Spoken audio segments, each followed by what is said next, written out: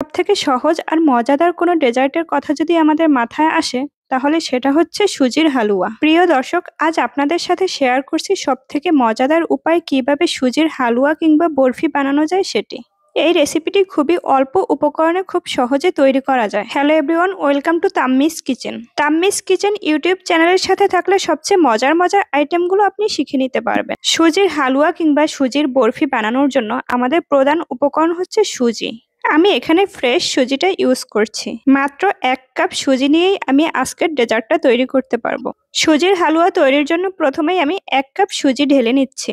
আপনারা চাইলে এর পরিমাণ বাড়িয়ে কিংবা কমিয়ে নিতে পারেন। সুজির হালুয়া বানানোর জন্য আমার এখানে 2 কাপ পরিমাণ দুধ লাগবে। লিকুইড দুধটা নিয়ে নিয়েছি। এই অবস্থায় আপনারা চাইলে পাউডার দুধটা নিয়ে নিতে পারেন।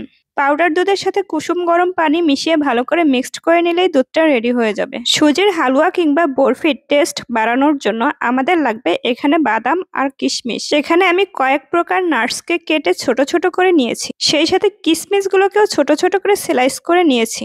ঘি ছাড়া সুজির হালুয়া কিংবা বরফি একেবারেই অপরিপূর্ণ। ঘি কিন্তু আপনাকে ইউজ করতেই হবে। এখানে আমি দেশি খাঁটি গাওয়া ঘিটা ইউজ করব।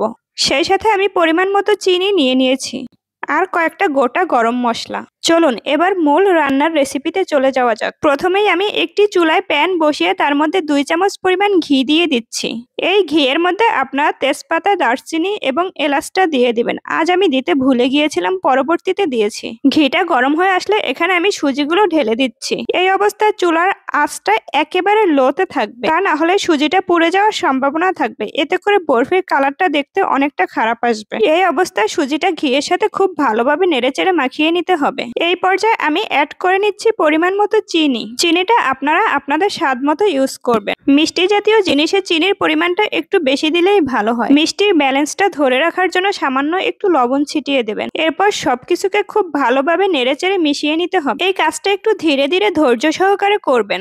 একটু সময় নিয়ে ঘিয়ের সাথে সুজি আর চিনিটাকে খুব ভালোভাবে মিক্সড করে নিতে হবে। সুজির এই হালুয়া বা বরফিটা রুটির সাথে খেতে বেশ ভালো লাগে। আমার আজকের এই রেসিপি ফলো করে আপনারা যদি বাসায় সুজির হালুয়া তৈরি করেন তাহলে একদম বিয়েবাড়ির সুজির হালুয়া কিংবা হোটেলের যে হালুয়া আছে ঠিক সেই রকম টেস্ট আসবে। আমরা প্রায় সময় দেখতে পাই হোটেলের মামারা এভাবে সকালবেলা সুজির হালুয়া আর রুটি সেল করে। তখন আমরাও চাই এভাবে যদি বাসায় বানিয়ে খেতে পারতাম। তাই দর্শক, আপনাদেরকে অনুরোধ করছি একবার হলো এই রেসিপিতে আপনারা এই বরফিটা বানিয়ে খাবেন। এই পর্যায়ে আমি আগে থেকে জাল করে রাখা গরুর দুধ দিয়ে দিচ্ছি। আমি 2 কাপ দুধ ইউজ করছি। আপনারা চাইলে এখানে লিকুইড দুধের পরিবর্তে আপনারা গুঁড়ো দুধও ইউজ করতে পারেন। লিকুইড দুধটা দিয়ে দেওয়ার পর এটাকে আমি খুব ভালোভাবে মিক্সড করে 5 থেকে 7 মিনিটের জন্য রান্না করব। আর এই সময়ের মধ্যেই সুজিটা একেবারে সেদ্ধ হয়ে যাবে। মাঝখানে বেশ কয়েকবার আমি সুজিটাকে খুব ভালোভাবে নেড়েচেড়ে দেব। আর চারপাশে যেই সুজিগুলো লেগে থাকবে সেগুলোও মাঝখানে এনে দেব।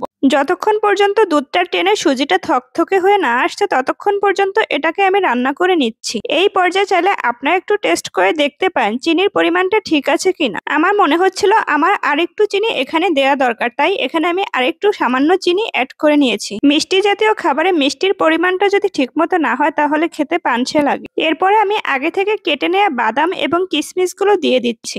এখানে আপনারা আপনাদের স্বাদ মতো বাদামগুলো ইউজ করবেন। চাইলে কেউ এটাকে শুধু বাদাম দিয়েও করতে পারেন, আবার চাইলে কেউ শুধু কিশমিশ দিয়েও করতে পারেন।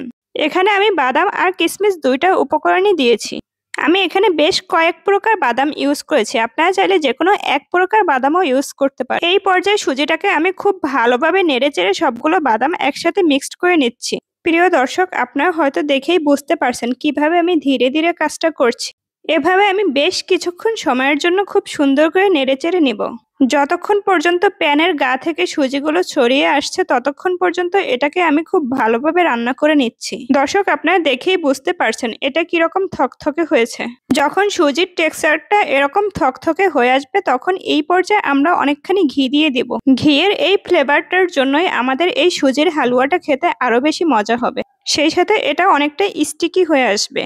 ঘি দেওয়ার পরে ঘিয়ের সাথে সম্পূর্ণ সুজিটাকে বেশ ভালো করে নেড়েচেড়ে নিব। তাহলেই রেডি হয়ে যাবে মজাদার সেই সুজির হালুয়া বা বরফি। যেসব বাচ্চারা সুজি খেতে চায় না কিংবা কোনো ধরনের খাবার খেতে চায় না তাদের প্রোটিনের চাহিদা পূরণের জন্য বাদাম, ঘি এবং দুধ দিয়ে এই পুষ্টিকর সুজির হালুয়াটা তৈরি করে দিতে পারেন। সুজির এই বরফিটা হয়ে গেলে আপনারা বিভিন্ন ধরনের মোল্ডে এটাকে সার্ভ করতে পারেন, তাহলে বাচ্চারা আরো বেশি পছন্দ করবে। দর্শক, দেখতেই পাচ্ছেন আমার বরফিটা একেবারে রেডি হয়ে গেছে। প্যানের গা থেকে এটা একেবারে ছেড়ে আসছে। এই অবস্থায় আপনারা হালুয়াটাকে নামিয়ে ইচ্ছে মতো সার্ভ করে নেবেন। আপনাদেরকে একটু তুলে দেখাচ্ছি এর ঘনত্বটা কিরকম আসছে। সুজির হালুয়াটাকে গরম অবস্থায় নামিয়ে একটি সার্ভিং ডিশে সেট করে নেব। সেজন্য একটি বাটিতে আমি ঘি ব্রাশ করে নিচ্ছি। ঘি ব্রাশ করে নিলে সুজির হালুয়া বা বরফিটা তুলতে অনেকটা ইজি হবে। এরপর আমি সেই হালুয়ার মিশ্রণটিকে খুব সুন্দর করে তুলে নিচ্ছি। এটাকে হাত দিয়ে তুলতে যাবেন না, এই অবস্থায় একটি চামচ কিংবা স্প্যাচুলা ইউজ করবেন। সেই সাথে যে গোটা মশলাগুলো ইউজ করছেন সেগুলোও তুলে নেবেন। একটু ঠান্ডা হয়ে গেলে এটাকে আমি আমার পছন্দ মতো সাইজ করে কেটে নেওয়ার জন্য এটাকে আমি সেট করে নিচ্ছি। এই অবস্থায় একটু সাবধানে কাজ করবেন, দেখবেন এটা গরম অবস্থায় কিন্তু এভাবে করবেন না। আপনারা চাইলে এখানে স্প্যাচুলা ইউজ করতে পারেন। পছন্দ মতো বাদাম, কিশমিশ এগুলো কুচি করে নিয়ে আমি উপর থেকে ছড়িয়ে দিচ্ছি। আপনারা যেভাবে চাইবেন সেভাবেই আপনারা এটাকে ডেকোরেট করে নিতে পারেন। আমার মনে হলো বাদাম আর কিশমিশ দিলেই দেখতে ভালো লাগবে, তাই আমি এটার উপরে বাদাম আর কিশমিশ দিয়ে সার্ভ করছি। কিছু সময়ের জন্য রেখে দেব পুরোপুরি সেট হয়ে যাওয়ার জন্য। সুজির বরফিটা পুরোপুরি সেট হয়ে গেলে এটাকে আমি পছন্দ মতো সাইজ করে কেটে নিচ্ছি। যারা একটু মিষ্টি জাতীয় জিনিস খেতে পছন্দ করেন কিংবা বাসায় মেহমান আসলে ঝটপট এভাবে সুজির হালুয়া কিংবা বরফি বানিয়ে দিতে পারেন। আমার বানানো আজকের এই রেসিপিটি যদি আপনাদের ভালো লেগে থাকে তবে অবশ্যই আমার চ্যানেলটিকে সাবস্ক্রাইব করে দেবেন, সেই সাথে ফ্রেন্ডস এন্ড ফ্যামিলির সাথে শেয়ার করে দিবেন। নতুন নতুন রেসিপি পেতে আমার চ্যানেলের সঙ্গেই থাকুন। ভালো থাকবেন, সুস্থ থাকবেন। ধন্যবাদ। Please subscribe Tammi's kitchen.